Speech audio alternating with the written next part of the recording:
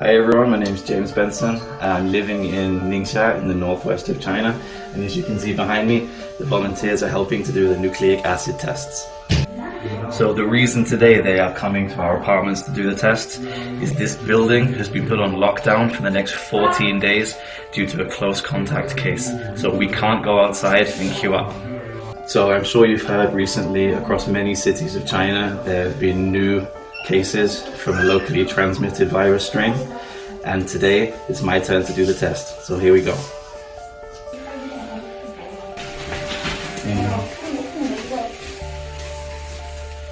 我的宁夏二维码。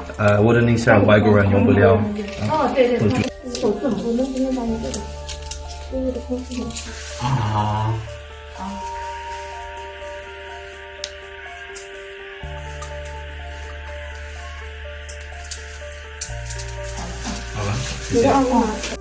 Since the city reported its first confirmed case, I see a lot of strict and intense measures taken to contain the spread.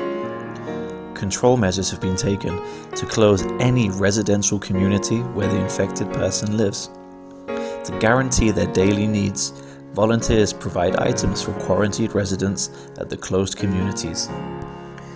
Scenic spots, cinemas, libraries, schools and training institutions were all closed immediately.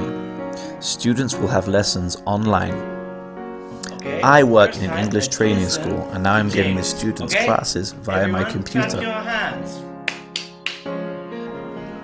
Medical staff, community members, volunteers, the police, and everyone are doing their best to fight against COVID-19.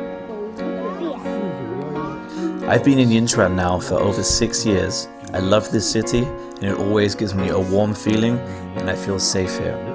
I hope that the pandemic is over as soon as possible and everything can go back to normal. We believe in you, Yinchuan. 加油!